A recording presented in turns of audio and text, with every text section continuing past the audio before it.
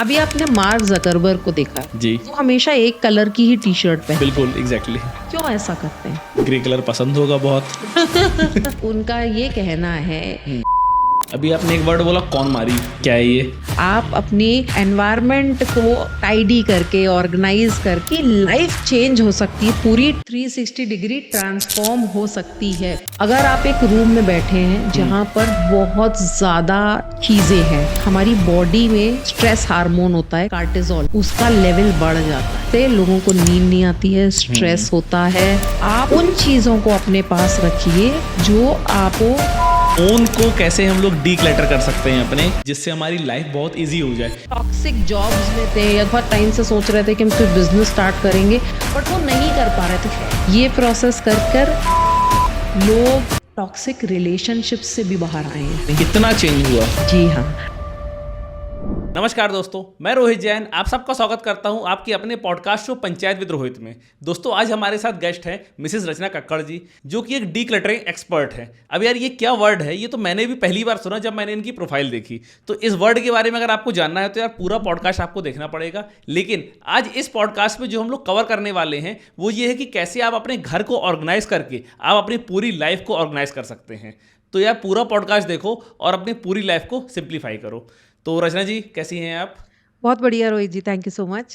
तो रचना जी आप एक ऐसी इंडस्ट्री से आती हैं जिसके बारे में मैंने सुना ही नहीं था। तो आपकी इंडस्ट्री का नाम है डीक्लटरिंग। तो इस वर्ड को पहले थोड़ा डिफाइन करिए ऑडियंस को कि ये वर्ड क्या, इसका मीनिंग क्या है।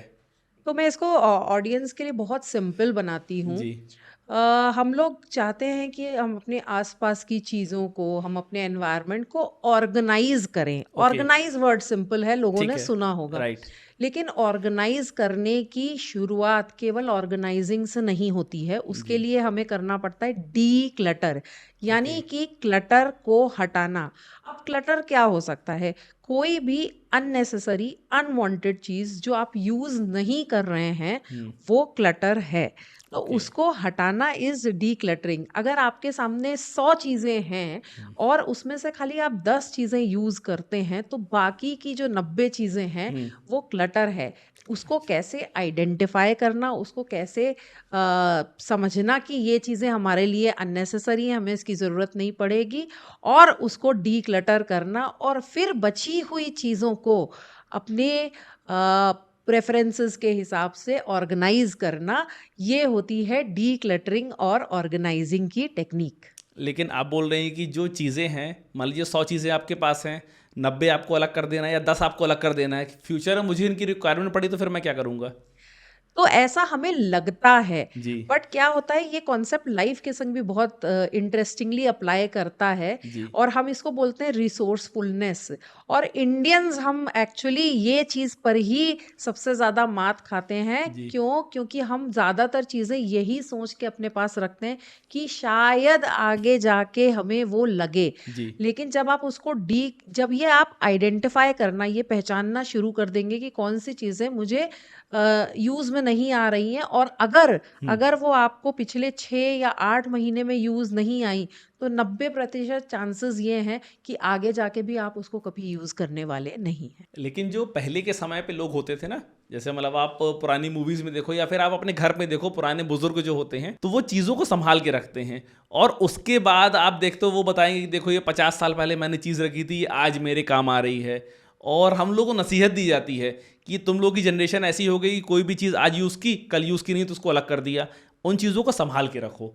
तो यहाँ पे आपका क्या कहना है? देखिए, जमाना बदल गया है हाँ और चीजें भी बहुत ज्यादा बदल गई हैं। जी अभी स्पेस की भी बहुत ज्यादा कंस्ट्रेंट है। तो जी जिस तरह के अगर आप नॉर्थ में तो फिर भी देखें तो लोगों के पास बड़े बंगलोज या स्पेसेस रहती हैं, मगर अगर आप वेस्ट की तरफ जाएं, बॉम्बे और बड़ी मेट्रो सिटीज में, तो स्पेस का बहुत क्रंच है। अब अगर वहां पर आप बहुत सारी चीजें अपने पास रखने पर लगेंगे, जी जो ये सोच के कि शायद मुझे ये फ्यूचर में कभी लगे, जी तो कहीं ना कहीं आपकी स्पेस तो जा ही रही है, साथ ही साथ आपकी टाइम, एफर्ट और एनर्जी भी जा रहा है। क्यों? क्योंकि अगर आप जितनी ज़्यादा चीज़ें अपने पास रखेंगे उसकी देखरेख करनी पड़ेगी, उसकी एग्जैक्टली देखरेख में भी कुछ कॉस्ट स्पेंड करनी पड़ेगी। राइट तो ये सारी चीज़ें हैं। हाँ, पुराने ज़माने के लोगों के पॉइंट ऑफ व्यू से सोचा जाए तो उस टाइम पर स्पेस का इतना कंस्ट्रेंट नहीं होता था, चीज़ें रख सकते थे। मगर जो कॉन्सेप्ट हम बताते हैं वो एक बहुत ही यूनिक जापानीज टेक्निक पर बेस्ड है, ओके। जिसको हम कहते हैं कॉन मारी मेथड। जहाँ पर जैसे जैसे ऑफ कोर्स हम इस पॉडकास्ट में आगे बढ़ेंगे, हम इसके जी बारे में और डिटेल में जानेंगे, जी लेकिन क्या है कि यहाँ पर आइडेंटिफाई करना है कि लाइफ में अभी मेरी क्या प्रायोरिटी है। तो ओके। जैसा कि आपने शुरुआत में बोला कि आप अपनी स्पेस को ऑर्गेनाइज करके आप अपनी लाइफ को ऑर्गेनाइज कर सकते हो, तो वो एक माइंडसेट है ओके। और वो हर एक एरिया में अप्लाई करता है। तो अगर आपने अपने एनवायरनमेंट में उस माइंडसेट को अप्लाई कर लिया जी तो धीरे धीरे वो आपकी लाइफ के और एरियाज में भी दिखता चला जाएगा। तो आप चीज़ों को प्रायोरिटाइज करने लगते हैं, ओके। जो जो आपके लिए बहुत ज़्यादा इम्पोर्टेंस रखता है, उन चीज़ों को आप अपने पास रखेंगे। अभी आपने एक वर्ड बोला कौन मारी, इस वर्ड मतलब मैंने पहली बार सुना है, क्या है ये? सो ये एक स्पेस ऑर्गेनाइजिंग की टेक्निक है, बहुत वर्ल्ड रेनाउंड है, जो कि एक जापानीज लेडी जिनका नाम है मैरी कोंडो। मैरी कोंडो। मैरी कोंडो और काफ़ी इंटरनेशनल फेम की है। उनकी एक पूरी नेटफ्लिक्स सीरीज है अच्छा। जिसको कहा जाता है कि the life changing magic of tidying up. किस तरह आप अपनी एनवायरनमेंट को टाइडी करके ऑर्गेनाइज करके आपकी लाइफ चेंज हो सकती है, पूरी 360 डिग्री ट्रांसफॉर्म हो सकती है, उस पे बेस्ड है। और ना ना केवल उनकी एक नेटफ्लिक्स सीरीज है, उनकी एक किताब है जो कि 9 मिलियन कॉपीज उसकी सोल्ड हुई हैं। और अच्छा। वो पूरी इसी उस पर बेस्ड है। और जी उन्होंने जो ये टेक्निक बनाई उसको जी। हम कहते हैं कॉन मारी मेथड। कौन मारी मेथड, इसको थोड़ा सा डिस्क्राइब करिए। सो देखिए, आपने रोहित जी जनरली मतलब हमने इंडियन सिनेरियो में क्या देखा होगा कि जब भी हम एक घर का ही एग्जाम्पल लेते हैं, बट हम हर एक एरिया को ऑर्गेनाइज कर सकते हैं, हम ऑफिस को, हम वेयर हाउस को, बहुत जी सारी चीज़ों को ऑर्गेनाइज कर सकते हैं, बट घर से शुरुआत करते बिल्कुल हैं। बिल्कुल। तो घर में अगर आप देखें तो हमको बचपन से क्या बताया गया है कि हम घर को लोकेशन वाइज ऑर्गेनाइज करते हैं, यानी कि चलो आज ये रूम ये कमरा ऑर्गेनाइज करते हैं, कल वो कमरा ऑर्गेनाइज करते हैं। जी और इसमें कोई गलती नहीं, क्योंकि जब तक मुझे भी नहीं मालूम था मुझे भी लगता था कि ये राइट तरीका है। ओके। बट जो कॉनमारी मेथड है वो इसके एकदम कॉन्ट्ररी है, एकदम डिफरेंट है। तो कॉनमारी मेथड के हिसाब से आपको कभी भी अपना घर या कोई भी चीज़ लोकेशन के हिसाब से ऑर्गेनाइज नहीं करनी चाहिए लोकेशन इन द सेंस? कि आज ये रूम कल ये ओके। रूम। तो क्यों? क्योंकि ऐसा हो सकता है अगर आप लोकेशन के हिसाब से अपने अपने होम को ऑर्गेनाइज करें तो एक ही तरह की कई चीज़ें घर के डिफरेंट डिफरेंट रूम्स में रखी रह सकती हैं। और एक बार आपने एक चीज़ को ऑर्गेनाइज कर दिया, लेट से आपने क्लोथिंग कैटेगरी ली, अपने जी। कपड़ों को ऑर्गेनाइज कर, अब आपके कपड़े कुछ वार्डरोब में भी होंगे और कुछ हो सकता है अंडर बेड में भी हो। But right. एक बार आप अपनी वार्डरोब को ऑर्गेनाइज आपने कर दिया और दोबारा आपको अंडर बेड से सिमिलर चीजें मिली, यानी कि वापस कपड़े मिले, जी तो बहुत ज्यादा चांसेस हैं कि आप उसको एज इट इज छोड़ देंगे कि छोड़ो जाने दो, अभी तो हो गया, इतना हाँ। सेक्शन मेरा हो गया है। और राइट। अगर एक चीज एक कैटेगरी की आइटम अगर जगह डिफरेंट डिफरेंट जगहों पे रखे हुए हैं तो आपको याद नहीं रहेगा, राइट। आप भूल जाएंगे। और आप भूल जाएंगे तो आप उसको इस्तेमाल नहीं करेंगे। एग्जैक्टली। तो इसलिए कॉनमारी मेथड जो बोलता है बताता है वो एक बहुत साइकोलॉजी बेस्ड टेक्निक बताता है, जो कि काफ़ी रिसर्च के बाद बताई गई कि आप जो है अपने घर के आइटम्स को सबसे पहले तो 5 कैटेगरीज में डिवाइड करें। अच्छा। और वो कैटेगरीज क्या है? सबसे पहले क्लोथिंग कैटेगरी, ठीक है। जिसमें क्लोथ्स में आपकी एसेसरीज भी आ जाती है, मतलब कपड़े तो आते ही हैं, साथ ही साथ आपके फुटवेयर या पर्स या बेल्ट्स या जो भी एसेसरीज क्लोथिंग के साथ मैच होती है वो सारी आ जाती है। ठीक है। उसके बाद सेकंड आपकी कैटेगरी आती है बुक्स। ओके। अब हम लोग दर्शक इससे बहुत ज़्यादा रिलेट कर पाएंगे जी। कि बहुत सारी बुक्स हम खरीदते हैं, हाँ ये सोचते हैं कि हम शायद इसको कभी पढ़ेंगे। हाँ। तो ऐसा भी होता है कि हम वो खरीदते हैं और कभी नहीं पढ़ते। हाँ, रखी है बहुत सारी। ऐसा भी होता है कि हम उसको खरीदते हैं, आधी पढ़ते हैं, हमें नहीं अच्छी लगती, फिर भी हम उसको रखे रहते हैं ये सोच के कि शायद इसको फ्यूचर में हम कभी पढ़ेंगे। हाँ, कभी मन हुआ। हाँ, और ऐसा भी होता है कि हमने कोई बुक पढ़ ली, हमें बहुत अच्छी लगी, पढ़ के छोड़ दिए और फिर भी रखे रहे उसको। ओके। तो बुक्स एक काफ़ी बड़ी कैटेगरी है। इसी तरह से आजकल बहुत सारे कोविड के बाद से वर्कशॉप, सेमिनार्स ये सब होने लगे हैं। तो उसमें जो सेमिनार मटेरियल और बुक्स मिलती हाँ हैं, वो हाँ। लेकर आते हैं। जब आप वर्कशॉप अटेंड करते हैं और सोचते हैं अब तो मैं इसको पूरा इम्प्लीमेंट कर दूंगा, लाइफ चेंज हो जाएगी, राइट लेकिन शायद हफ्ता 10 दिन के बाद कभी उसको उठा के भी नहीं देखते, वो ऐसा ही कहीं पड़ा धूल खा रहा होता है। Right right. तो इस तरह से बुक्स एक बहुत बड़ी ठीक कैटेगरी है, है। 2 हो फिर गया। बुक्स के बाद आता है पेपर। पेपर। पेपर्स या ओके डॉक्यूमेंट्स, ओके। ये भी बहुत बड़ी कैटेगरी है। ठीक है। छोटा सा एग्जाम्पल आपको देती हूँ कि बहुत सारे लोग यूज्ड जो चेक बुक्स, पासबुक होती है, हाँ। उनको बहुत ज़्यादा संभाल के रखते हैं, ठीक है। यही सोच के कि शायद ये कभी हमको फ्यूचर में लगेगा। लगेगा, राइट। और इसके अलावा क्रेडिट कार्ड के बिल्स, हाँ, जबकि आपकी ईमेल पर डिजिटल कॉपी आ रही है, लेकिन वो फिर भी आप रखना है। फिजिकल कॉपी को संभाल के रख रहे हैं, या राइट। बैंक स्टेटमेंट्स की कॉपी होगी। तो इस तरह पेपर भी एक बहुत बड़ी कैटेगरी है ओके। जिसमें हम काफ़ी सारी अनवांटेड चीज़ें रखते हैं। ठीक है। उसके बाद जो नेक्स्ट कैटेगरी आती है उसको हम जापानीज में बोलते हैं कुमोनो, कुमोनो। जिसका मतलब होता है मिसलीनियस आइटम्स। ओके। यानी कि जो भी चीज़ आपकी पहली 3 कैटेगरी, क्लोथ्स, बुक्स, पेपर, इनमें नहीं आ रही है, और जी एक और लास्ट कैटेगरी है जी। उसमें नहीं आ रही, वो सब आपकी कुमोनो में आती है। कुमोनो में। तो ओके। यानी कि आपके जो किचन के आइटम्स हो गए वो सब कुमोनो में आ गए। ठीक है। फिर आपके कॉस्मेटिक्स या इस तरह के और भी जो स्टेशनरी, जितने मिसलीनियस आइटम्स हैं राइट। वो कुमोनो में आ गए। ओके। और लास्ट और सबसे इम्पोर्टेंट होता है इमोशनल आइटम्स।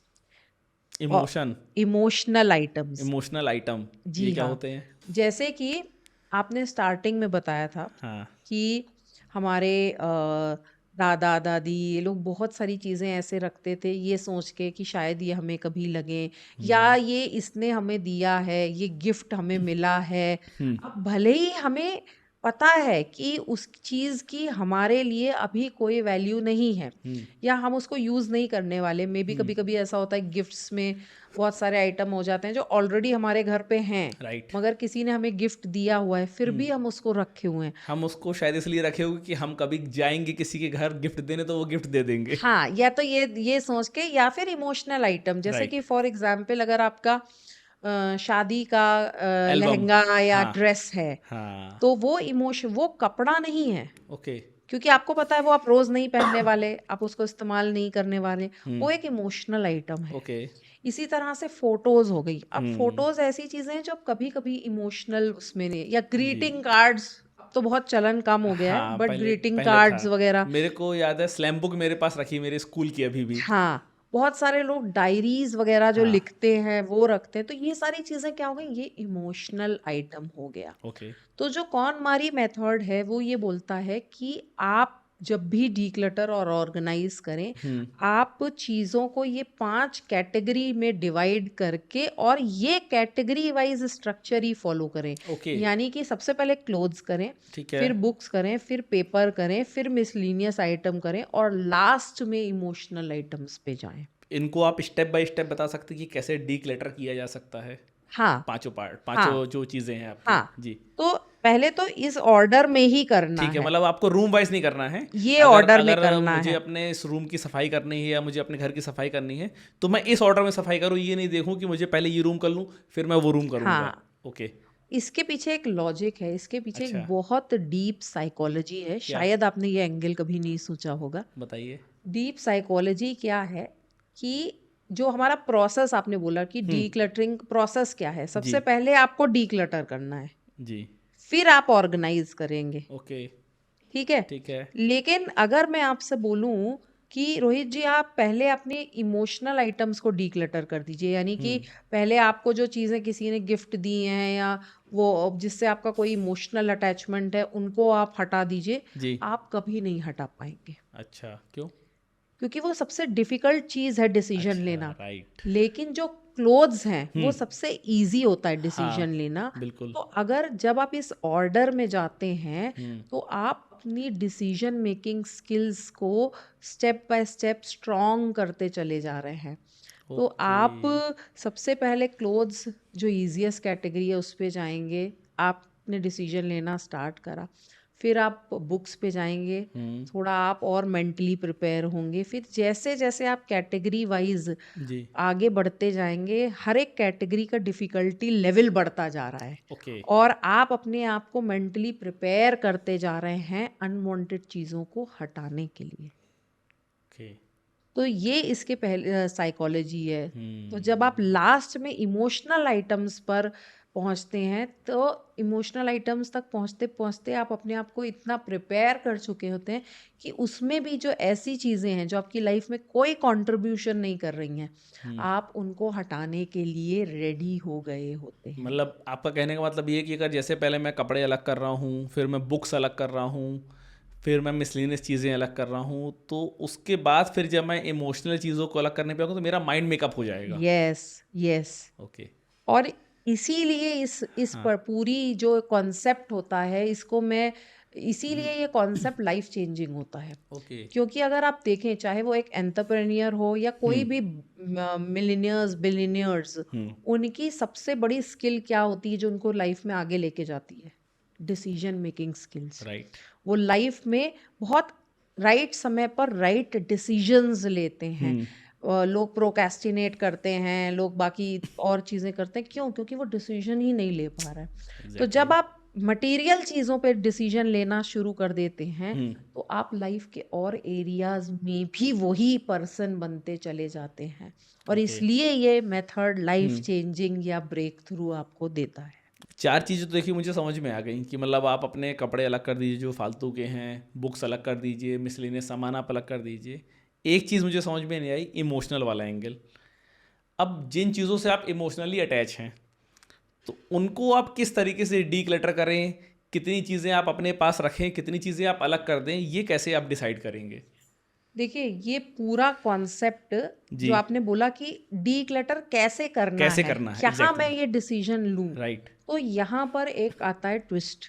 और वो ये है कि दो जो ये कॉनमारी मेथड है हाँ। वो आपको बताता है कि आप उन चीज़ों को अपने पास रखिए जो आपको खुशी दे, ओके। हैप्पीनेस दे। ठीक और है। हम लोग इस कॉन्सेप्ट में उसको बोलते हैं कि keep those thing that spark Joy for you.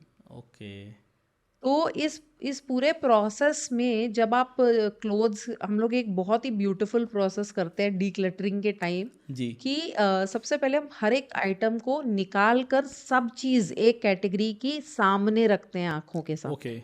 ये फर्स्ट स्टेप है। अच्छा, पूरा सामान निकाल के। सब निकाल कर सामने रख लेना है। ठीक तो है। वार्डरोब अगर आप कर रहे हैं तो ये नहीं सोचना कि आज इस सेक्शन का ही सामान निकालें, नहीं, सब कुछ आपकी आंखों के सामने होना चाहिए। ठीक है। ये सबसे बड़ा स्टेप होता है। क्यों? क्योंकि बहुत सारे लोगों को इस टाइम पर ही एक बहुत गहरा रियलाइजेशन होता है कि मेरे पास इतनी सारी चीजें हैं मगर मैं इनमें से खाली 20% चीजों को यूज कर रहा हूँ। राइट। और ये रिसर्च है।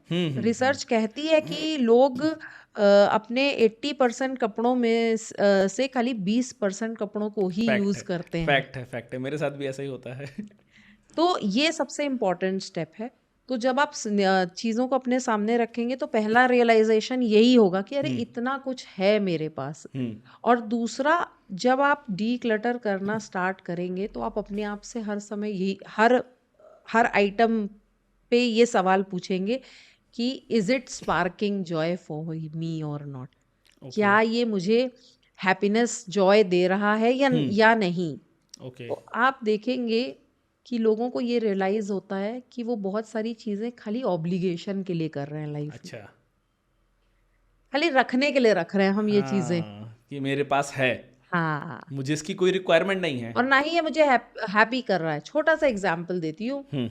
आप चीजें खरीद लेते हैं सेल में, हाँ, बिल्कुल। डिस्काउंट्स में, by one get one free में, लेकिन क्या आपको एक्चुअल उसकी जरूरत होती है? नहीं होती है। नहीं होती, तो एग्जैक्टली। आप उसको ले तो आए, फिर आप घर आए हम्म। और आपने देखा कि या तो इसका मटेरियल नहीं अच्छा है हम्म। या इसकी फिटिंग नहीं अच्छी है, लेकिन आप उस समय डिसीजन ही नहीं ले पाए कि ठीक है इसको मैं हटा दूं या डीक्लटर कर दूं। आप फिर भी एक ऑब्लिगेशन समझ के उसको रखे रहेंगे कि चलो ठीक है अभी पैसा खर्च कर दिया है तो इसको पहन लेते हैं, हाँ, एक दो बार पहन लेता हूँ। पहन लेते हैं। राइट। तो कहीं ना कहीं वो आप ऑब्लिगेशन जबरदस्ती में वो चीज कर रहे हैं, वो लाइफ में आपको खुशी नहीं दे रही है। राइट। और ये पूरा उसके कॉन्सेप्ट पे बेस्ड है कि भाई जो चीज खुशी दे रही है आप धीरे धीरे लाइफ में उन चीजों को आइडेंटिफाई करना शुरू करेंगे जो आपको लाइफ में खुशी देती है। और ये पूरा कॉन्सेप्ट उसी के अराउंड बेस्ड है। तो इसी कॉन्सेप्ट को कॉनमारी मेथड बोलते हैं जी पूरा। हाँ, हाँ जी। ये मतलब इसकी स्टार्टिंग कैसे हुई थी, कब स्टार्ट हुआ ये? कॉनमारी मेथड तो काफ़ी पॉपुलर है इंडिया के बाहर। और मुझे लगता है ऑलमोस्ट 10-15 साल पहले मैरी कोंडो ने इस मेथड की वो करी थी काफ़ी रिसर्च के बाद। और यूके में, यूएस में बहुत पॉपुलर है। इनफैक्ट वहाँ पर इस पूरी करियर को बोला जाता है प्रोफेशनल ऑर्गेनाइजिंग। Professional organising. हाँ। तो और इंडिया में भी इसका कुछ है? सर ये इंडिया में एक बहुत ही इमर्जिंग इंडस्ट्री है। ओके। यूएस यूके में ये एक लगभग $1 बिलियन इंडस्ट्री है। $1 बिलियन? यस। मतलब ऑर्गेनाइजिंग की इंडस्ट्री? ऑर्गेनाइजिंग की इंडस्ट्री इंडिया में अभी भी एक न्यू कॉन्सेप्ट है, एक इमर्जिंग कॉन्सेप्ट है। लोगों को बहुत सारी रेसिस्टेंस है मगर अभी ये बहुत ग्रो कर रहा है। स्पेशली अगर आप देखें मेट्रो और टियर 2 सिटीज में ये काफ़ी ग्रो कर रहा है। ओके। क्योंकि जो लोग अपने समय को वैल्यू देते हैं हम्म। वो लोग चाहते हैं कि जो एक्सपर्ट्स हैं वो आकर हमारे लिए ये काम करें। तो इस इंडस्ट्री में करियर बनाया जा सकता है? बिल्कुल पैसा बिल्कुल है इसमें? बिल्कुल मतलब लोग आपको आपका घर ऑर्गेनाइज करने का पैसा पे कर सकते हैं? बिल्कुल। कैसे? मतलब ये थोड़ा सा इसको मेरे मतलब एलिब्रेट करिए, ये चीज़ मुझे समझ में नहीं आ रही है कि मतलब क्या ऐसा कोई पर्टिकुलर कोर्स होता है, सर्टिफिकेट कोर्स होता है, किस टाइप के क्लाइंट्स आपको मिलते हैं, आप उनके लिए क्या काम करते हो, वो आपको कितना पे करते हैं?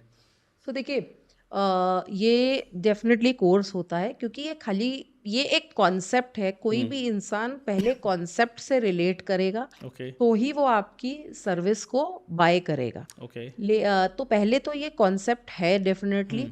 जो लोग अपने समय की वैल्यू करते हैं जैसे मैंने बोला, जिनको ये पता है कि अगर मैं 2 घंटा अपने घर को ऑर्गेनाइज करने में स्पेंड करूं, जी। वो 2 घंटे में मैं मे बी 10 करोड़ रुपए कमा सकता हूँ, तो मैं क्यों करूँ? मैं हाँ। किसी एक्सपर्ट को बुलाऊं राइट। जो मेरे लिए ये चीजें कर सके। तो बिल्कुल। इस तरह के लोग जो हैं, जो एनआरआईज या सीईओज या बहुत सारे एक्टर्स हमारे क्लाइंट हैं जिनको बाय प्रोफेशन बहुत ज्यादा सामान रखना होता है, ओके। लेकिन उनके पास समय नहीं है उसको ऑर्गेनाइज करने के लिए, प्रॉपर वे में रखने के लिए। वो लोग इस तरह की सर्विसेज को लेते हैं। बट जो चीज़ मेरी है, मतलब अगर मेरा घर है, अब वो कोई भी प्रोफेशनल बंदा कैसे बताएगा कि इसमें क्या चीज़ आपको अलग करनी है? हाँ, तो देखिए जैसा कि मैंने बोला कि ऑर्गेनाइजिंग में फर्स्ट स्टेप होता है डीक्लटर करना। राइट। तो जो डीक्लटर का डिसीजन है वो क्लाइंट लेता है। अच्छा, वो क्लाइंट लेगा। वो ओके। क्लाइंट का डिसीजन होता है क्योंकि उनकी चीजें हैं, उनको डिसीजन लेना है क्या रखना है और क्या हटाना है। राइट। एक बार वो हो गया, फिर जो ऑर्गेनाइजिंग का प्रोसेस होता है वहां पे हम स्टेप इन करते हैं कि उतनी ही स्पेस में आप किस तरह से स्पेस ऑप्टिमाइजेशन कर सकते हैं और बेस्ट अपनी चीजों को ऑर्गेनाइज कर सकते हैं, ताकि जब आपको जरूरत पड़े तो वो आपको इमीडिएटली मिल जाए, आपको ढूंढना ना पड़े। अच्छा, ठीक है। और कितना पैसा मिलता है इसके लिए? सो देखिए इसमें डिफरेंट डिफरेंट जो लोग अपना करियर बनाना चाहते हैं इस इंडस्ट्री में तो डिफरेंट वो होते हैं। सर्टिफिकेशन प्रोग्राम्स है, हमारा भी एक सर्टिफिकेशन प्रोग्राम है ओके। जिसमें आप इनरोल करके इस प्रोग्राम को सीख सकते हैं। अगर आपको इसको एज अ बिजनेस बनाना है, क्योंकि मैं खुद 4 साल से इस इंडस्ट्री में हूँ, अच्छा। तो वो भी आप सीख सकते हाँ, हैं। उसके बारे प्लस में थोड़ा बताइए, मतलब कैसे सीख सकते हैं आप और कितना पैसा कमा सकते हैं? हाँ, तो जैसा कि मैंने बोला कि सबसे पहले तो हम लोग आप ये प्रोग्राम को सीख सकते हैं, मतलब ऑनलाइन हमारे 1-to-1 कंसल्टेशंस होते हैं, ओके। उसके थ्रू आपको बता दिया जाएगा। और किस तरह सीखना एक बात होती, लेकिन हाँ। बिजनेस एंगल क्या राइट। लाके सीख सकते हैं। तो एग्जैक्टली। अगर आप देखें तो इसमें हमारे डिफरेंट वर्टिकल्स हैं। अच्छा। हमारे क्या क्या वर्टिकल्स हैं? एक तो हमारा होम ऑर्गेनाइजिंग का वर्टिकल हो गया, जहाँ पे हम सर्विसेज प्रोवाइड करते हैं। ओके। इसके अलावा हमारे पास बहुत सारे फॉरेन क्लाइंट्स भी हैं, अच्छा। यानी कि clients from Germany, Dubai, middle east भी हैं क्लाइंट्स, जिनको हम ये ऑनलाइन सिखाते हैं। यानी अच्छा। कि हम एक DIY मॉडल चलाते हैं, यानी कि do it your self. Okay. हम सर्विसेज बहुत एक्सपेंसिव है, अगर आप अफोर्ड नहीं कर सकते तो आप इसको सीख लीजिए और ओके। खुद के लिए इम्प्लीमेंट कर लीजिए। ठीक है। और ऑब्वियसली उसकी सस्टेनेबिलिटी ज़्यादा बढ़ जाती है, क्योंकि आप खुद सीख कर एक एक चीज़ को इम्प्लीमेंट कर रहे हैं। बिल्कुल। तो वो एक रहता है मॉडल। ठीक है। फिर इसी तरह से ये ऑफिसेज में बहुत ज़्यादा वो हो सकता है, बिकॉज ऑफिस में इसका क्या यूज़ है? देखिए, हम क्या बोलते हैं, हाँ। Time is money. राइट। ठीक है। ठीक है। अगर आपको कोई इम्पोर्टेंट पेपर चाहिए, लेट्स से आपके वहाँ कोई इंस्पेक्शन चल रहा है या फिर कोई गवर्नमेंट अथॉरिटी की इंस्पेक्शन चल रहा है, और आपने अपने एम्प्लॉय को बोला कि ये डॉक्यूमेंट मुझे ढूंढ के ला के दो, ओके। और वो एम्प्लॉय ने आपका आधे घंटे लगा दिए एक डॉक्यूमेंट ढूंढने में। ठीक है। लेकिन अगर आपके ऑफिस में हर एक डॉक्यूमेंट प्रॉपरली ऑर्गेनाइज्ड है हाँ। और आपके एम्प्लॉय ने 5 मिनट में वो डॉक्यूमेंट आपको ढूंढ के दे दिया, तो आपके जो है कितने मिनट सेव हो गए? 15 मिनट सेव हो गए। एग्जैक्टली।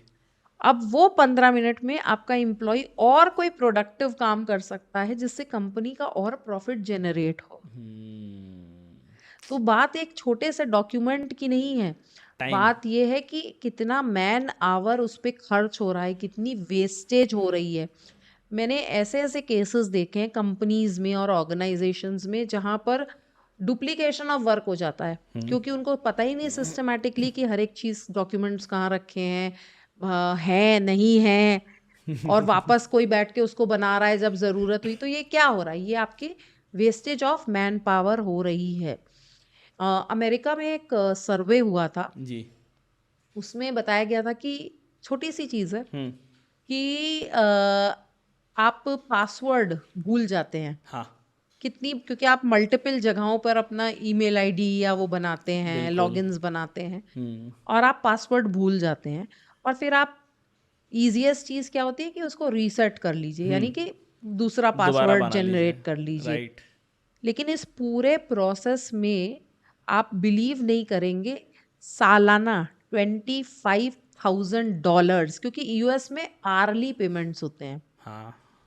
$25,000 का लॉस हो रहा था कंपनी को। ये सिंपल सी चीज अगर एक एम्प्लॉय की कैलकुलेट की जाए, और उस फर्म में लगभग 500 एम्प्लॉयज थे। नहीं, लॉस कैसे हो रहा था?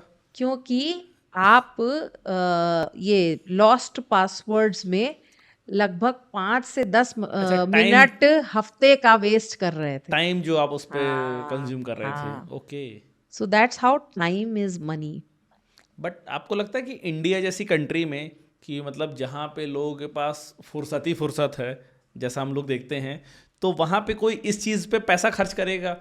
डेफिनेटली। ओके। मैंने बोला ना कि जिनको अपने समय की वैल्यू है, वो इस चीज के लिए अब समय की वैल्यू कैसे है?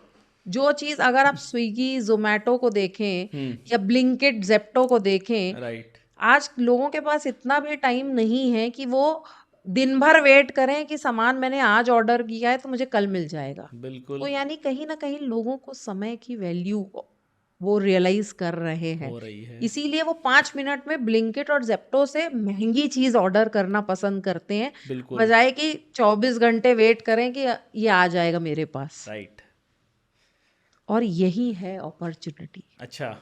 तो यही है तो अपॉर्चुनिटी। इस पे क्लाइंट कैसे, जैसे अगर सपोज करिए मैंने सीख लिया कि डिक्लटरिंग कैसे की जाती है, इसका मेथड क्या है, कौन मारी मेथड मैंने सीख लिया, अब मैं क्लाइंट कैसे ढूंढूं? मतलब कौन सा ऐसा क्लाइंट है जो मुझे पैसा ला के देगा? सो देखिए, क्लाइंट मिलेगा आपको आपकी एक्सपर्टीज में। ओके। इस पर्टिकुलर प्रोसेस को सिखाने का या इम्प्लीमेंट करने का आप कहीं ना कहीं 500 रुपए घंटा से लेके 5,000 रुपए घंटा तक चार्ज कर सकते हैं। अच्छा, मतलब इस चीज़ को सिखाने का।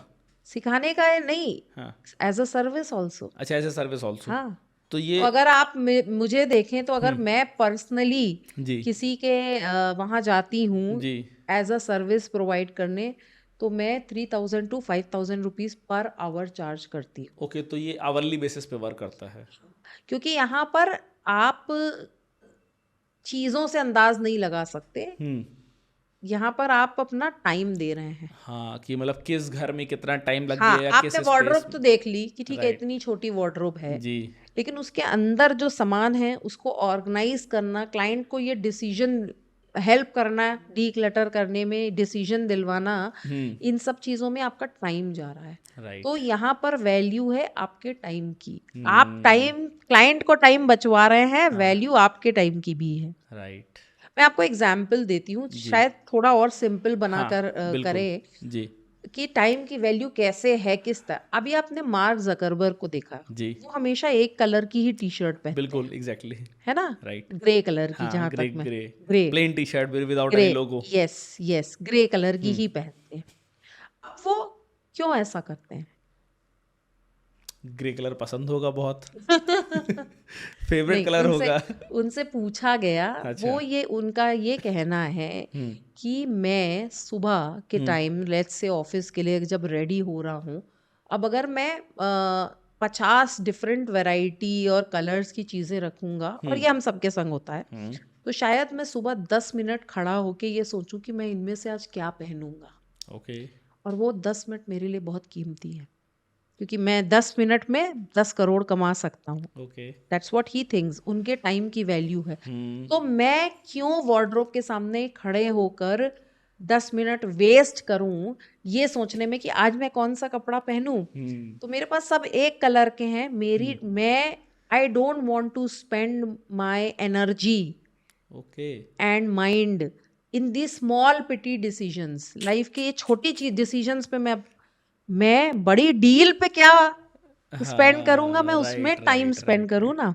तो मतलब उन्होंने एक ही कलर की सारी टी शर्ट परचेज यस, कर रखी तो हैं। छोटे छोटे डिसीजंस पर हम ज्यादा टाइम, एफर्ट और एनर्जी ना खर्च करें, ऐसे बिल्कुल। डिसीजंस पे खर्च करें जो हमें लाइफ में बड़े चेंजेस या बड़े वो देने वाले हैं। राइट। अच्छा मैम, एक वर्ड है वास्तु, कि मतलब लोग ना अपने घर पे वास्तु एक्सपर्ट्स को बुलाते हैं कि हमारे घर में क्या वास्तु दोष है और क्या चीज़ें सही नहीं है, किचन हमारा सही बना कि नहीं बना, बेडरूम हमारा सही बना कि नहीं बना। तो डी क्लटरिंग और वास्तु का क्या रिलेशन है? अभी रिसेंटली आप इंटरनेट पे ढूंढिएगा, एक रील बहुत वायरल हुई थी, एक वास्तु शास्त्र की थी, जी। कि वो उन्होंने कहा कि वास्तु का सबसे बेसिक प्रिंसिपल है डी क्लटर योर होम। अच्छा। तो वास्तु में सबसे पहले वो यही बताते हैं कि डी क्लटर करिए।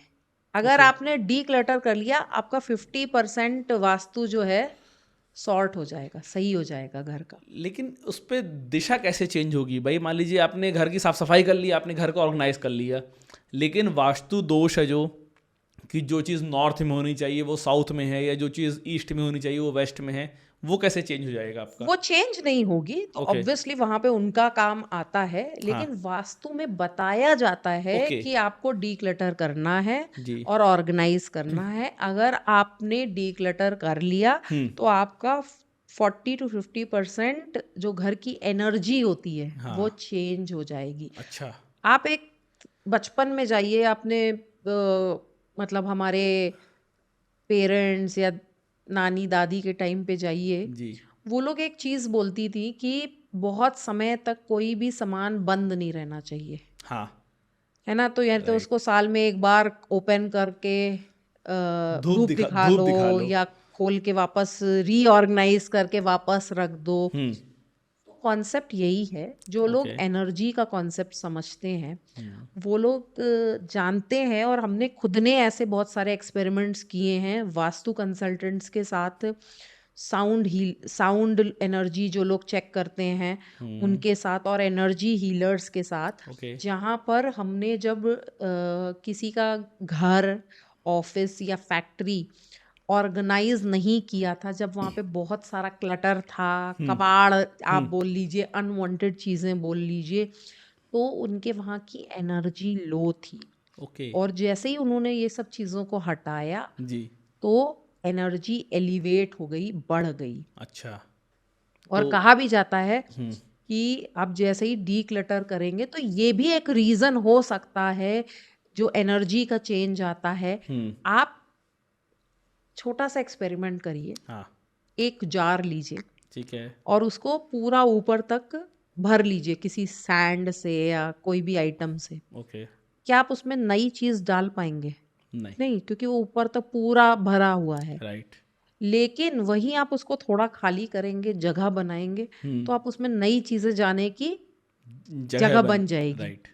इसी तरह से जब आप क्लटर को हटाएंगे तो आप नई energy, fresh okay. Energy, abundance hmm. जाने के लिए उस स्पेस में जगह बनाएंगे। राइट। तो वास्तु बताता है डीक्लटर करो, हम्म। लेकिन लोगों को पता नहीं है कैसे करना है और हाँ। कहाँ से शुरुआत करनी है। बिल्कुल। तो वो थोड़ा बहुत करेंगे, लेकिन उनके लिए ओवरवेलमिंग हो जाएगा, बहुत ज्यादा ये हो जाएगा, तो वो बीच में छोड़ देते हैं। राइट।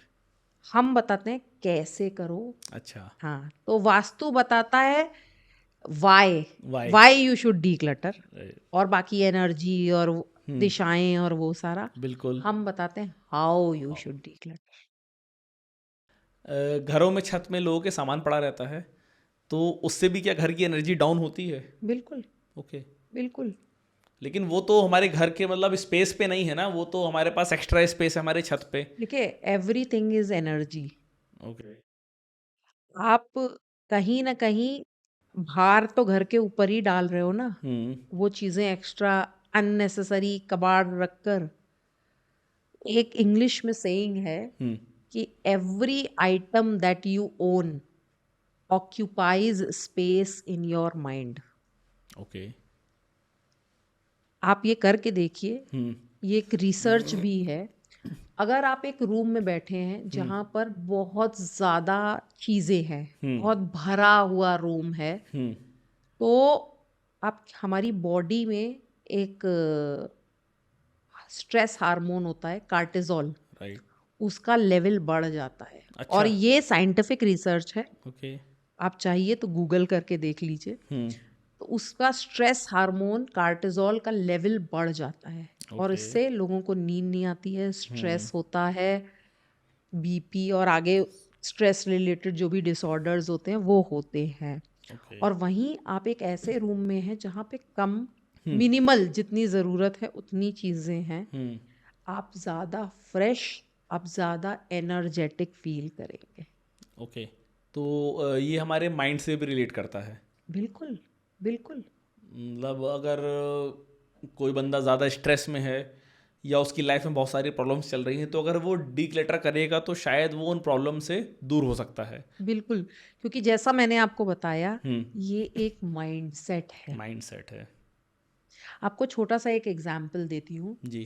कि कोई भी इंसान, दो ही रीजन है जो वो लेट गो नहीं कर पाता, डीक्लटर नहीं कर पाता है। और वो रीजंस पता है क्या है? नंबर वन, या तो उसको फियर ऑफ फ्यूचर है। ओके। जैसा आपने बोला ना, हाँ। शायद मुझे ये कहीं जाकर आगे लगे, बिल्कुल। वो क्या है? वो फियर ऑफ फ्यूचर है। और या तो फिर उसको अटैचमेंट ऑफ पास्ट है, ओके। यानी कि ये मेरी चाचा ने, मामा ने, इन्होंने हाँ। दिया था, इसलिए मेरे इमोशनल अटैचमेंट है। इमोशनल ये अटैचमेंट। दो ही रीजन है जी। जिसकी वजह से लोग लेट गो नहीं कर पाते। ओके। इसके अलावा कोई तीसरा रीजन नहीं है। तो जब आप मटेरियल चीजों में लेट गो करना स्टार्ट करेंगे, आप इमोशनली भी लेट गो करना स्टार्ट करेंगे। लेकिन एक चीज़ मैंने और सुनी थी कि अगर आप सारी चीज़ें इमोशनली लेट गो कर दें तो फिर इंसान में और मशीन में फ़र्क क्या रह जाएगा? नहीं, देखिए, इसमें वही चीज है। हाँ। आप आज में जीना सीखेंगे। ओके। आप ना तो पास्ट में रहेंगे, ना आप फ्यूचर में रहेंगे। ठीक है। चेंज, ब्रेक थ्रू कहाँ आता है? यही आता है। अगर इंसान प्रेजेंट में रहना शुरू कर दे तो आधी प्रॉब्लम्स वहीं सॉल्व हो जाएंगी ना। राइट। हम या तो पास्ट में अटके रहते हैं या हम फ्यूचर में जीते हैं। आज कोई जी ही नहीं पाते हैं, और यही सारी प्रॉब्लम की वो होती है।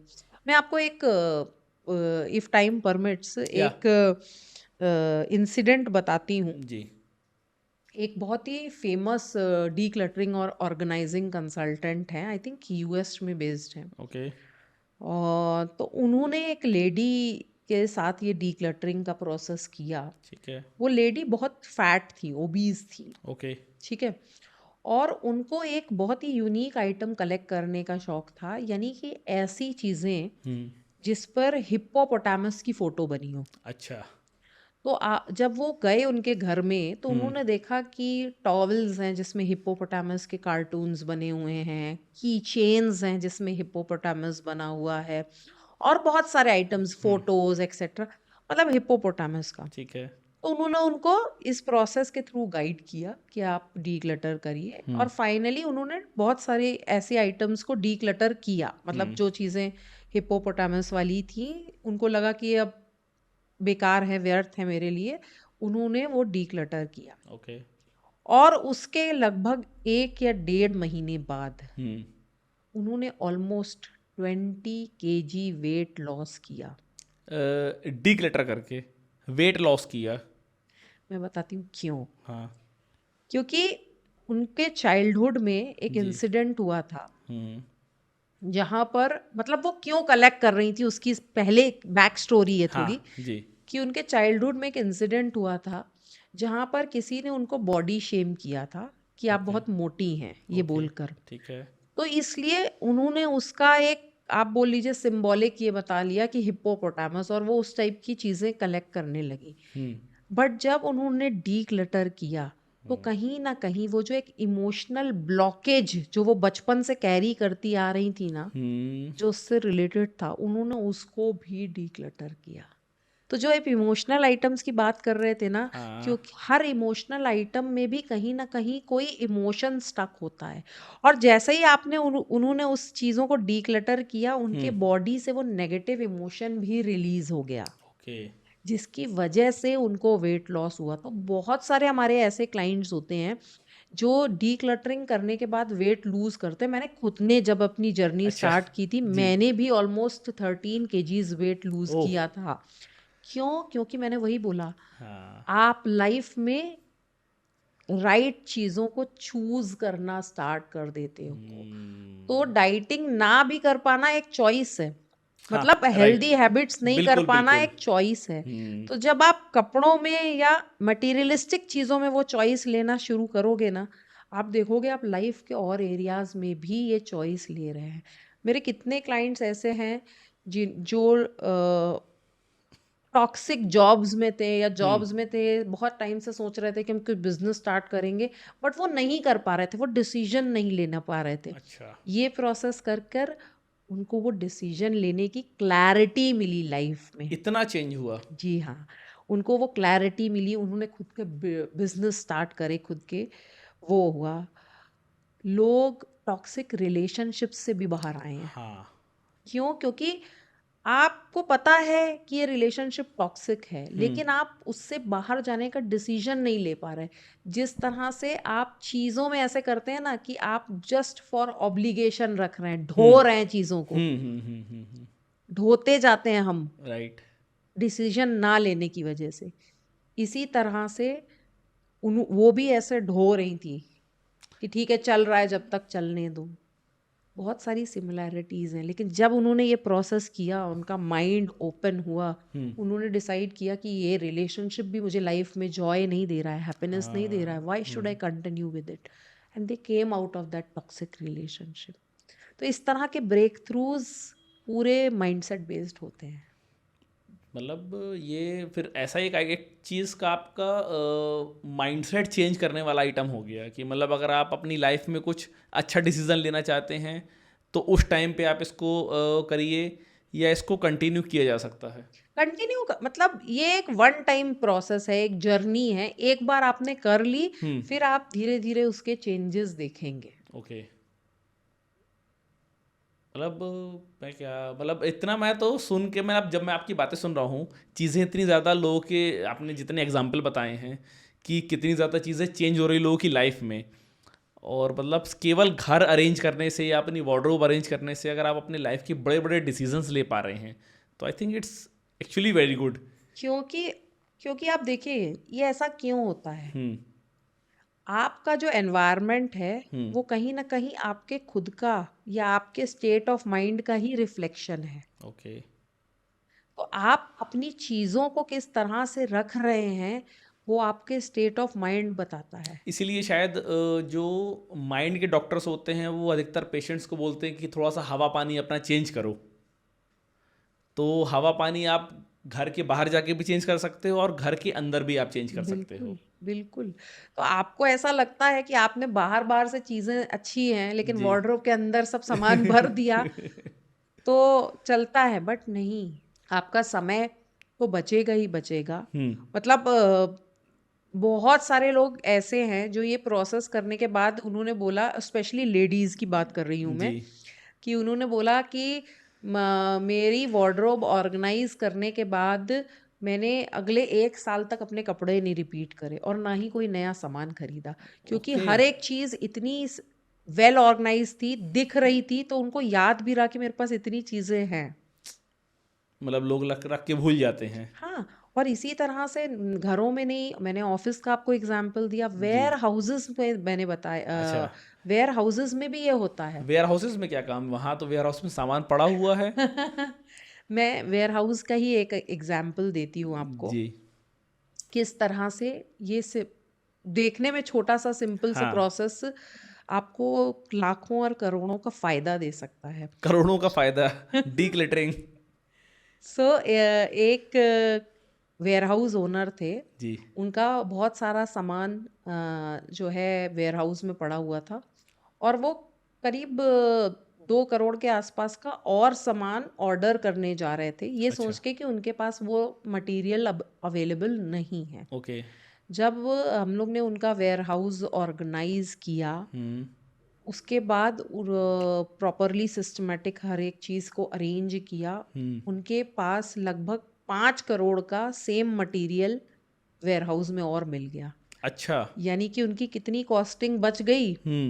तो वेयर बिल्कुल। हाउस में इसका बहुत बड़ा यूज है, अच्छा, क्योंकि मतलब वो वेस्ट पड़ा हुआ तो लोगों को पता ही नहीं था कि ये सामान पड़ा हाँ, हुआ है हमारे तो पास। वेयर हाउस में आपके वेस्टेज एलिमिनेट हो जाती है कि कितने ऐसे आइटम, ये तो चलिए वैसे आइटम हो गए जो आपके लंबे लंबे समय तक चल सकते हैं। अगर जी। कोई पेरिशेबल आइटम्स हैं और अगर आप वो रख के भूल गए या वो प्रॉपर एग्जैक्टली। जगह पे नहीं है, तो आपका कितना वेस्टेज हो सकता है। तो इस कैसे इसको, जैसे मान लीजिए वेयर हाउस का आपने बताया, अब ऐसे लोगों के अलग अलग बिजनेसेस हैं, मेरे बहुत सारे बिजनेसेस हैं, तो यहाँ पर मैं कैसे चीज़ों को सेग्रीगेट करके और उनको याद रख सकता हूँ कि ये सामान मेरे पास है। देखिए, इसका सिंपल एक प्रोसेस है हम्म। जो 4-5 स्टेप्स का है, मैं जी। बताती हूँ। जी। पहला मैंने बताया, सब चीज़ आपको सामने सामने रखनी है। निकालनी है। ठीक है। ठीक है, देन डी क्लटर। ओके। एक बार आपने डी क्लटर कर दिया, फिर आप ऑर्गेनाइजिंग पर आए। ओके। जब आप ऑर्गेनाइज करते हैं तो आप चीज़ों को सॉर्ट करेंगे। सॉर्ट यानी कि उनको कैटेगरी वाइज एक साथ रख लेंगे। ठीक है। कैटेगरी वाइज मतलब सिमिलर आइटम्स टुगेदर, जो एक से ओके। आइटम्स हैं उनको एक साथ कैटेगरी वाइज बनाकर रखेंगे। ठीक है। और उसके बाद आप उनको कंपार्टमेंटलाइज करेंगे, यानी कि उनको कंपार्टमेंट्स में रखेंगे, एक पैक्ड उसमें रखेंगे जहाँ पर छोटी छोटी चीज़ें हो तो बिखरे नहीं, देखने में भी अच्छी लगे और एक साथ रहे। और ओके। लास्ट में बहुत इम्पोर्टेंट है लेबलिंग करना, यानी कि हर एक चीज़ को लेबल लगाएं, चाहे वो घर में हो, ऑफिस में हो या वेयर हाउस में हो। क्यों? क्योंकि आप एक नया सिस्टम सेट कर रहे हैं राइट। और आपके ब्रेन को कोई भी नई चीज़ आइडेंटिफाई करने में टाइम लगता है। अगर आप लेबल नहीं लगाएंगे तो थोड़े समय बाद आप भूल जाएंगे और आप वापस बैक टू स्क्वायर वन आ जाएंगे जहाँ थे। ओके। लेकिन वो करने के बाद अगर आपने 15 दिन तक ये मेंटेन कर लिया जी। तो आप आगे उसको लाइफ लॉन्ग मेंटेन रखेंगे। ये तो फिजिकल डिक्लेटर हो गया। अब आज की डेट में ना देखिए, फिजिकल तो चीज़ें लोगों के पास बहुत कम रह गई हैं। अब आज की डेट में तो लोगों के पास केवल फ़ोन रहता है। तो फ़ोन को कैसे हम लोग डीक्लटर कर सकते हैं अपने, जिससे हमारी लाइफ बहुत इजी हो जाए? क्योंकि ऐसा लोगों को लग रहा है कि फ़ोन ने हमारी लाइफ को इजी कर दिया है, लेकिन उसने और ज़्यादा डिफिकल्ट कर दिया है। तो फ़ोन का कुछ आपके पास कॉन्सेप्ट है कि फ़ोन को कैसे डीक्लटर किया जा सकता ये है? सेम जो कॉन्सेप्ट है ना, जी। ये हर एक जगह अप्लाई होता है। ओके। यानी कि declutter, sort and then organise. Okay. Organise करना अपने प्रेफरेंस के हिसाब से। ठीक है।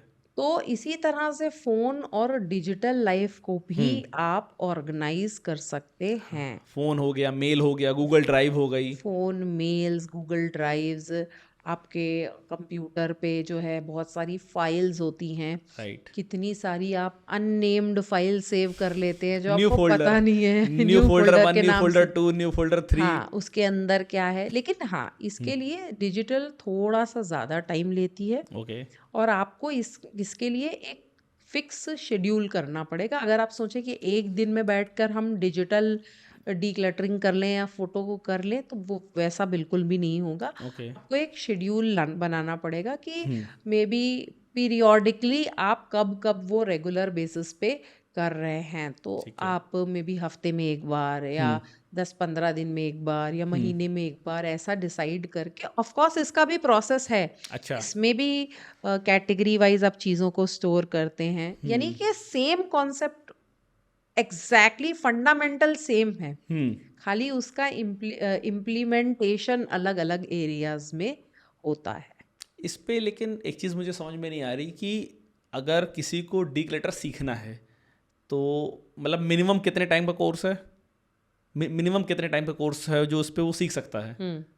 देखिए, अगर आपको खुद के लिए जी। मतलब अपनी लाइफ में हाँ। इम्प्लीमेंटेशन के लिए सीखना है, तो हमारा 1 मंथ से लेके 2 मंथ तक का प्रोग्राम है, ओके। जिसको आप ऑनलाइन सीख सकते हैं और ठीक है। बाकायदा 1-to-1 सेशंस के थ्रू इम्प्लीमेंटेशंस होता है। ठीक है। अगर आपको इसको एज अ बिजनेस सीखना है कि कैसे आप उसको मतलब डोमेन नॉलेज भी लेके आए और फिर बिजनेस इम्प्लीमेंटेशन भी लाएं, जी। तो उसका हमारा 3 to 4 मंथ्स का प्रोग्राम है। ओके। तो इस पे आप बेसिकली आप लोग सिखाएंगे कि कैसे चीज़ों को ऑर्गेनाइज किया जाएगा अलग अलग फील्ड में, घर के उसको लिए। हाँ, उसको हम डिफरेंट एरियाज में आप कैसे चूज कर सकते हो, उसमें से आप अपने इंटरेस्ट के हिसाब से कौन सी नीश सेलेक्ट कर सकते हो। ओके। और फिर हम उसमें आपको अप्रेंटिसशिप अपॉर्चुनिटी भी देते हैं, जहाँ पर आप अगर आप बॉम्बे में बेस्ड है या दिल्ली वगैरह में, तो आप उसमें फिजिकल हमारे संग प्रोजेक्ट्स पे वर्क करके प्रैक्टिकल एक्सपोजर भी लेंगे, ओके। तब आपको ये सर्टिफिकेशन अवार्ड होता है। मैक्सिमम कितना पैसा इस पे आपने अभी तक चार्ज किया है किसी भी क्लाइंट से? मैंने बताया ना कि मैंने अभी रिसेंटली एक क्लाइंट से अप्रोक्सीमेटली 3 दिन का मैंने 1,50,000 चार्ज किया 3 दिन का 1,50,000? वो क्लाइंट ने वो पैसा आपको पे किया? था। हाँ, तो हम लोग क्लाइंट से हमारा मतलब पॉलिसीज ऐसी हैं, हम लोग जी। एडवांस पेमेंट लेते हैं okay. 50% and 50% on completion of the project. Okay. मतलब बहुत पैसा है इस फील्ड में, लोग डेफिनेटली। पैसा कमा रहे हैं। देखिए, पैसा सब जगह है, जी। आपको अपॉर्चुनिटी और वो गैप लाना चाहिए, और ये बहुत राइट टाइम है इस इंडस्ट्री में एंटर करने का। ओके। क्यों? क्योंकि अभी इंडिया में इसकी जस्ट शुरुआत हुई है। अच्छा। हाँ, इंडिया में क्योंकि मैंने ही बहुत पहली बार सुना, तो अभी इंडिया में कोई ऐसा पर्टिकुलर कोई यूनिवर्सिटी या कॉलेज नहीं आया है इस फील्ड में उतरा कि जो इसके कोर्सेज लेके आएगा। करेक्ट, और हो करेक्ट। सकता है फ्यूचर में ये भी आ जाए, हाँ, हाँ, हाँ, डेफिनेटली, और जब ये आएगा तब इस पे शायद शायद जॉब रोल्स बढ़ेंगे फिर। डेफिनेटली बढ़ेंगे, क्योंकि स्पेस की तो मार है। क्रंच है ही, राइट, मारामारी है राइट। ही इंडिया बिल्कुल। में। तो अगर आपको कोई बताए ऐसी चीज जहां पर आप उतनी ही स्पेस में ज्यादा सामान स्टोर कर सकें, तो आप अपना टाइम, एनर्जी, एफर्ट सब कुछ बचा रहे हैं ना, पैसा। Right, right, right, right, right. Rachna ji, आपने एक बुक लिखी है, मतलब आप इतनी मल्टी टैलेंटेड हैं कि मैं क्या बताऊं। बुक के बारे में थोड़ा सा बताइए, क्या बुक का नाम है, क्या आपने सोचा इस बुक के बारे में और क्यों लिखी ये? तो मेरी दो दो बुक्स अच्छा, हैं। 2 बुक हैं। ओके, मुझे एक के बारे में पता था, दूसरी के बारे में भी आप बताइए। तो मेरी एक पहली बुक है, हाउ जी। To increase your net worth. How to increase your net worth. Okay. हाँ, उस वो कोई फाइनेंशियल बुक नहीं है, हाँ। मतलब मैं कोई फाइनेंशियल एक्सपर्ट नहीं हूँ। हम्म। उसका नाम है कि किस तरह से आप अपनी माइंडसेट में चेंजेस लाकर अपनी नेट वर्थ को बना सकते हैं, बढ़ा अच्छा। सकते हैं। यानी कि लाइफ में हर एक चीज़, क्योंकि मैंने लाइफ में खुद बहुत सारे अप्स एंड डाउन्स देखे हैं, तो ओके। लाइफ में वहाँ उस बुक में मैंने अपने पूरे इस एक्सपीरियंस को बहुत ही छोटे-छोटे एक्शनेबल स्टेप्स के थ्रू और रियल लाइफ एग्जाम्पल्स डाल डाल के रखा है। तो वो अमेज़न पे अवेलेबल है, आप पढ़ सकते हैं। बहुत ही सिंपल टू इम्प्लीमेंट स्टेप्स है। और दूसरी मेरी बुक है organise your space, organise your life. Okay. वो इससे ही रिलेटेड है, डीक्लटर से रिलेटेड डीक्लटर है। से रिलेटेड है। और उसमें भी मैंने छोटे छोटे एक्शनेबल स्टेप्स किस तरह से आप अपनी लाइफ में इम्प्लीमेंट करके ये पूरे प्रोसेस को इम्प्लीमेंट कर सकते हैं। सेकंड बुक तो ठीक है डीक्लटर से, लेकिन फर्स्ट बुक में मुझे इंटरेस्ट है कि आप जब आपने उस पर बात की नेटवर्थ की, तो इसके बारे में थोड़ा सा और मुझे एलिब्रेट करिए कि डीक्लटर करके कोई बंदा अपनी नेटवर्थ या अपना पैसा कैसे बढ़ा सकता है, ये कैसे वेरी पॉसिबल है? Good question. तो जैसा कि मैंने बोला कि अबंडेंस, एनर्जी डेफिनेटली इसका खेल है। जी। तो आप वेस्टेज को रिड्यूस करते हैं। ओके। आप डुप्लीकेट आइटम्स घर में लाने से, ऑफिस में लाने से, वेयर हाउसेस में लाने से बचेंगे अगर आपने ये किया। जी। तो बड़े बड़े वॉरेन बुफे और बड़े बड़े जो मिलियनियर्स और बिलियनियर्स हैं, वो लोग यही बोलते हैं ना कि every penny saved is a Penney earned. Yes, right. तो आप पहली चीज ये, अगर आप वेस्टेज हटा रहे हैं तो आप डेफिनेटली पैसा बढ़ा रहे हैं। ओके। ठीक है। और दूसरा, आप अपना टाइम बचा रहे हैं। हाँ, time is money. Time is money. तो अगर आप सुबह वार्डरोब के सामने, और स्पेशली ये मतलब हम, मेरी लेडीज क्लाइंट्स हमेशा ये लेके आती हैं कि जी। उनकी यही समस्या होती है कि मेरे पास पूरी वार्डरोब भरी होगी लेकिन मेरे पास पहनने को कुछ कपड़े नहीं है। ये तो यूनिवर्सल प्रॉब्लम है लेडीज की। हाँ, तो ये यूनिवर्सल प्रॉब्लम हमने सॉल्व करी, क्योंकि ओके। इसके प्रोसेस के बाद लेडीज हमारे पास आई जिन्होंने बोला कि हमने शॉपिंग कम कर दी और हमने जो है मतलब हमारे पास इतने कपड़े हैं जो, तो ऐसा नहीं, चीजें हैं लेकिन हमें दिखती नहीं है, तो हम उनके लिए टाइम क्रिएट करके देते हैं। ओके। तो लोगों ने यहाँ तक कि शेयर किया कि जो हम सुबह 10-15 मिनट ऑफिस जाने के पहले, या जो मतलब ऑफिस जाने के पहले हम खड़े होकर सोचते थे कि क्या पहनना है, वो प्रॉब्लम हमारी सॉल्व हो गई। तो ओके। अगर आप सोचिए कि अगर आपने सुबह वो 10 मिनट भी सेव कर लिए एक दिन में, जो आप सुबह वार्डरोब के सामने खड़े होकर या घर में अपनी चाबियां या चश्मे ढूंढने में टाइम वेस्ट कर रहे हैं, राइट। तो आपने हफ्ते में और साल में कितना समय बचाया, और उस समय में आप क्या नया कर सके। Right. Very good. Rachna ji, कुछ टिप्स आप देना चाहेंगे लेडीज़ को, बेसिक टिप्स कि मतलब जिसको ये कोई कोर्स ज्वाइन नहीं करना है, जिसको डीक्लटरिंग सीखना नहीं है, लेकिन उसके बाद भी वो अपना घर कैसे ऑर्गेनाइज कर सकती है? तो जैसा कि मैंने बताया, ये सिंपल स्टेप यही है अच्छा। कि पहला डीक्लटर करें, फिर सॉर्ट करें, फिर ऑर्गेनाइज करें और लेबल करें। ओके। ठीक है, ये सिंपल 4-5 स्टेप्स हैं जिनको आप फॉलो कर सकते हैं। जी। और इसके अलावा ये प्रोसेस आप सबसे पहले अपने लिए करें, अपनी चीज़ों के लिए करें। अच्छा। वो बहुत इम्पॉर्टेंट टिप है। क्या होता है कि स्पेशली लेडीज चाहती हैं कि वो घर के बाकी लोगों के लिए भी डिसीजन ले लें, लेकिन ये सबसे इम्पॉर्टेंट पॉइंट है कि पहले आप अपनी चीज़ों से शुरुआत करें। जब आप अपने लिए ये पूरी चीज़ें इम्प्लीमेंट कर लेंगी, तब आप देखेंगी कि आपके घर में बच्चे, हस्बैंड या पेरेंट्स, वो भी धीरे धीरे अपने लिए इम्प्लीमेंट करेंगे। तो दूसरे के लिए डिसीजन ना लें, ओके। पहले अपने लिए, अपनी लाइफ में उस चीज़ को इम्प्लीमेंट। इसका सबसे ज़्यादा मुझे लगता है डिफ़िकल्टी होती है किचन में, क्योंकि किचन में इतने सारे आइटम्स होते हैं और लेडीज़ तो कभी कभी भूल भी जाती हैं कि मतलब क्या आइटम है क्या आइटम नहीं है। करेक्ट। तो सबसे ज़्यादा मुझे लगता है इसकी ज़रूरत किचन पे है, किचन के बाद फिर वार्डरोब पे है। हाँ, मतलब देखिए सब जगह ज़रूरत है। मैं एक सिंपल सा फंडा फॉलो करती हूँ और शेयर भी करना चाहूँगी ऑडियंस से जी। कि give every item a home. यानी कि अगर घर में किसी चीज़ की एक डेजिग्नेटेड जगह नहीं है, घर हाँ। में हो, ऑफिस में हो, वेयर हाउस में हो, ठीक तो है। वो क्लटर बन जाएगा, वो इधर उधर घूमता रहेगा। और आपने ऐसा देखा होगा, हाँ। आप शॉपिंग करके आए हम्म। और आप शॉपिंग में कोई नई चीज़ लेकर आए, अब आपके पास उसकी जगह नहीं है, आपको पता नहीं है, तो या तो आप कहीं ऐसे ही उठा के रख देंगे या वो 4 5 6 दिन तक टेबल पर ऐसे ही पड़ी रहेगी। हम्म। तो कोई भी चीज़ लाने के पहले हम्म। घर में ये सोच लें कि इसको हमें रखना कहाँ है, इसकी कहाँ जगह बनेगी। तो ये कैसे डिसाइड होगा? मैं तो सिंपल फंडा फॉलो करती हूँ, स्पेशली क्लोथ्स के मामले में भी, कि अगर मैं एक आइटम लेके आ रही हूँ तो मैं 4 आइटम पहले डी क्लटर करती हूँ अच्छा। और जगह बनाती हूँ, ओके। फिर ही मैं एक नया आइटम लेके आती हूँ। तो अपने घर में सिंपल सी टिप है, हर एक चीज को एक डेजिग्नेटेड स्पॉट दे दे, जगह दे दे। ठीक अगर है। हर एक चीज की जगह रहेगी, कभी हाँ। भी आपके घर में क्लटर नहीं रहेगा। क्योंकि क्लटर वही होता है जिस चीज की जगह नहीं होती, जिसको रखने की कोई स्पॉट नहीं दिया है हमने, वो इधर उधर घूमता रहता है। तो पहले के ज़माने पे जैसे लोग डायरी में गुलाब का फूल छुपाते थे और 20 साल बाद अपने प्रेमी की फोटो निकाल के दिखाते हैं, तो ये क्या कर दे लोग।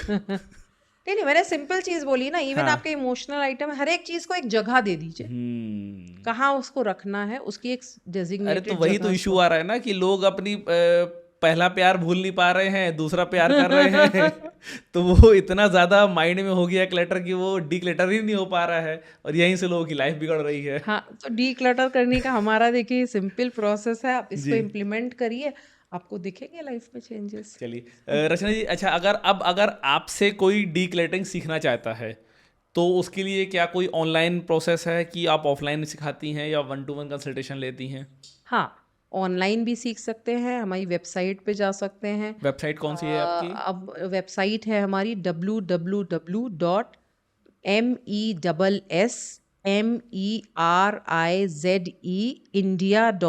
मेस्मराइज। mesmerindia.com। ओके। ये हमारी वेबसाइट है। जी। इंस्टाग्राम का हमारा कंपनी पेज भी मेस्मराइज इंडिया के नाम से है, और ओके। मेरा पर्सनल रचना कक्कड़ का पेज है। ओके। आप उन दोनों में से किसी भी पेज पर हमको डीएम कर सकते हैं, हमारी टीम आपसे टच बेस करेगी। जी। तो आप इस प्रोसेस को ऑनलाइन, ऑफलाइन, अगर आप बॉम्बे में या दिल्ली में बेस्ड हैं वहाँ से सीख सकते हैं। और अगर आप हमारे साथ अप्रेंटिसशिप करके ऑन फील्ड सीखना चाहते हैं तो वो भी कर सकते हैं।